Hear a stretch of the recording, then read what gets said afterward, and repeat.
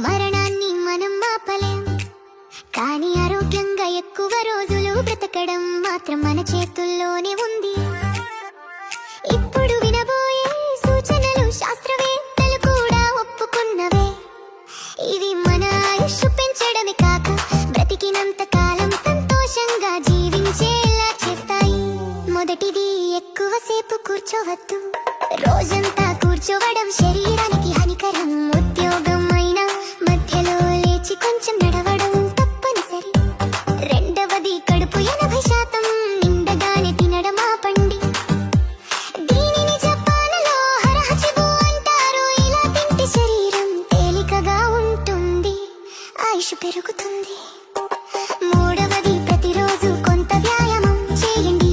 Work out చేస్తే body fit గా ఉంటుంది, స్టామినా పెరుగుతుంది, యంగ్గా కనిపిస్తాం.